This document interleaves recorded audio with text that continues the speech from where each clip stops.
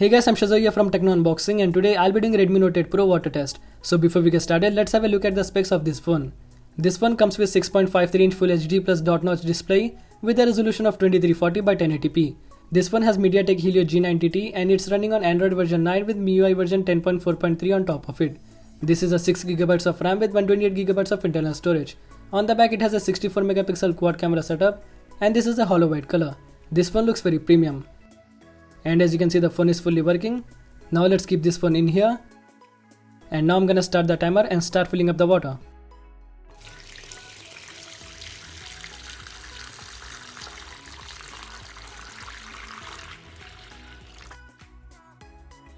Now I'm gonna keep this phone in the water for 1 minute.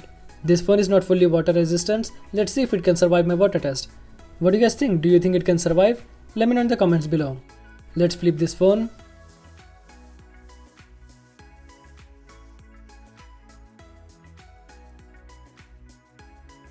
Flip it back again. The display is still on, and as you can see, it's not responding to the touches in the water.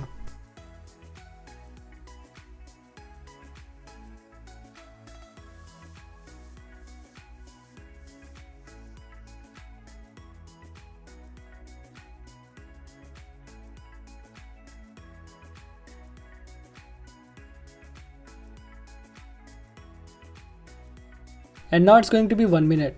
So let's stop the timer and take the phone out. Okay, so this phone has been in the water for a complete 1 minute and it looks like the water didn't went inside the camera. Let's clean the phone and let's see if it's fully working.